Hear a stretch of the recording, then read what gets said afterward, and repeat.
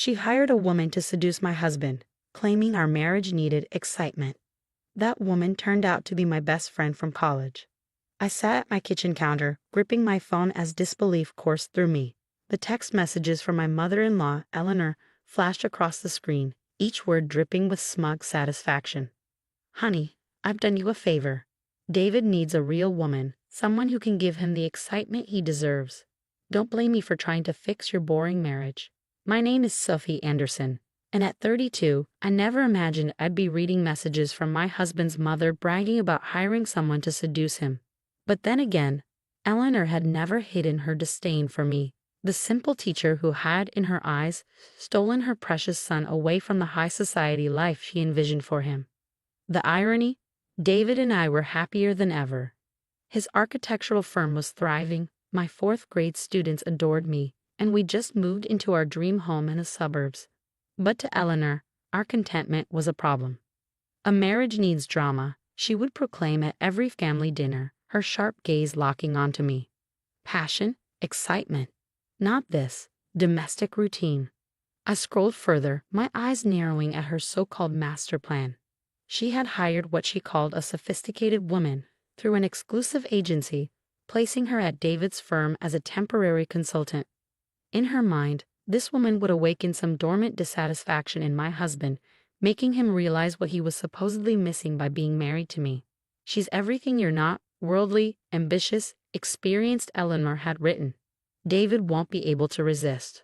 I should have been outraged, heartbroken, maybe even afraid. Instead, a laugh bubbled up inside me. Because what Eleanor didn't know was that just 3 days ago, my college best friend, Olivia, had called me, barely able to contain her amusement. Sophie, you're not going to believe this, she'd said.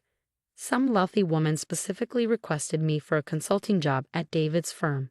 She kept emphasizing that I should dress to impress and show him what he's missing. I think your mother-in-law is trying to set up your husband. Olivia and I had been inseparable in college, bonding over late-night study sessions, disastrous relationships, and wild adventures. She had stood by my side as my maid of honor, and though her high-powered consulting career kept her traveling, we had never drifted apart. The best part? Olivia had continued laughing. She has no idea we know each other. She just saw my credentials and photo and thought I was the perfect seductress. Should we tell her, or should we have some fun with this? Now, rereading Eleanor's triumphant messages, I knew exactly what we should do. I dialed Olivia's number. Your new client just texted me to gloat, I said when she picked up. Feel like teaching my mother-in-law a lesson. Her laughter was immediate. I thought you'd never ask. I start tomorrow. Should I play the role she's paying for? I grinned, already picturing Eleanor's horror when she realized her plan had spectacularly backfired. No need to fake anything. Just be yourself. But maybe dress up a little more than usual. Let's give her a show she won't forget. This is going to be fun, Olivia mused. But what about David? Should we tell him? I considered my husband, who had spent years pushing back against his mother's relentless meddling. Not yet. Let's see how this plays out first. Besides, he's been saying he needs help with the Miller project. You're actually perfect for that consultation. After we hung up, I turned back to Eleanor's messages and typed out a reply. Thank you for caring so much about our marriage, NIL. I'm sure this consultant will be exactly what David needs. Her response was immediate. Just remember, dear, sometimes we have to accept when we're not enough for someone. I set my phone down, shaking my head with equal parts pity and anticipation.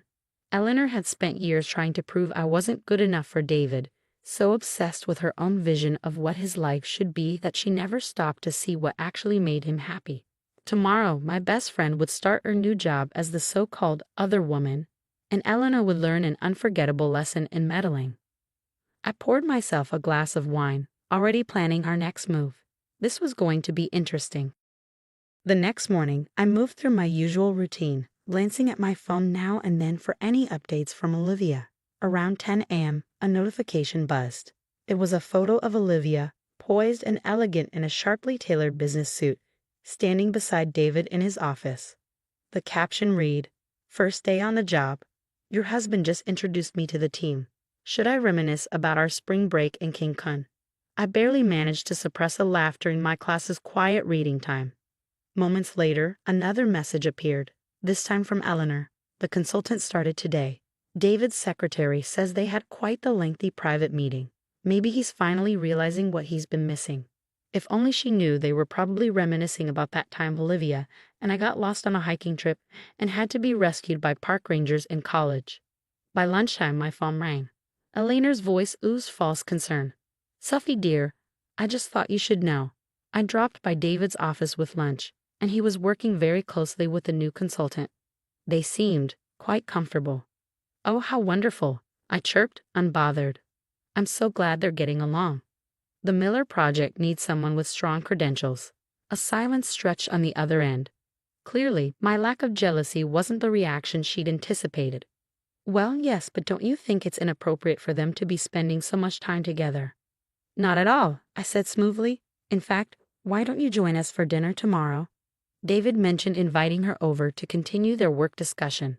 You should come too, you did find her after all. Eleanor sputtered. Dinner? At your house? With her?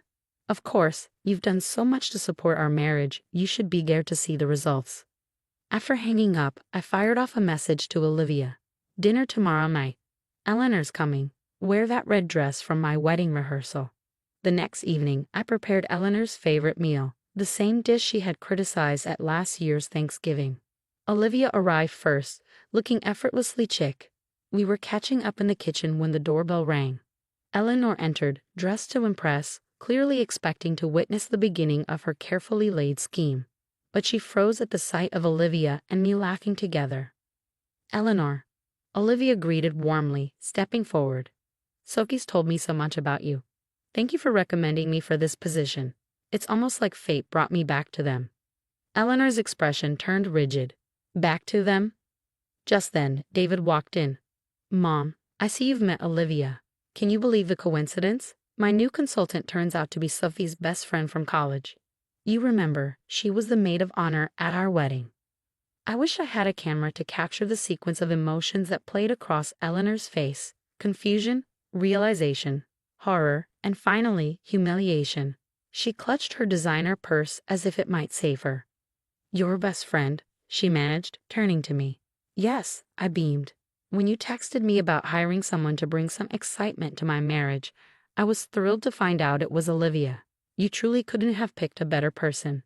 She knows exactly what David needs. Olivia lifted her wine glass. Eleanor, your son has been fantastic to work with. Such a devoted husband. He even spent half an hour today showing me photos from his and Sophie's anniversary trip. And the way he talks about Sophie's teaching career, he's so proud and supportive. Eleanor sank into a chair, her perfect plan crumbling before her eyes. I don't understand. The agency said. Oh, the agency did a fantastic job, Olivia assured her. They matched David's firm with precisely the right consultant. The fact that Sophie and I have been best friends for 15 years? Just a delightful bonus. Though I am curious, why did you specifically request someone to dress provocatively and flirt with David? The room fell into a stunned silence. David turned to his mother, his expression dark with disappointment. Mom? What is Olivia talking about? Taking pity on Eleanor's rapidly unraveling composure, I smoothly redirected. Why don't we all sit down? Eleanor, I made your favorite coq au vin. You always said mine needed improvement. I hope this version is exciting enough for you. Throughout dinner, Eleanor barely touched her food. Her face flushed as Olivia regaled us with college stories, including how she'd helped David plan his proposal to me. David, meanwhile, kept shooting his mother looks of quiet disapproval between discussions about the Miller Project. Finally, Eleanor stood abruptly. I should go, she announced, her voice strained. I just remembered. An appointment. But you haven't even tried dessert, I said sweetly. I made it with plenty of drama and excitement, just how you like things. She snatched up her purse and practically fled. As the door clicked shut, the three of us exchanged glances before bursting into laughter. I can't believe she tried to hire someone to seduce me, David said, shaking his head. Though I must admit, her taste in consultants is impeccable. He raised his glass to Olivia. Should we feel bad? I asked, though I couldn't stop grinning. Absolutely not, Olivia replied.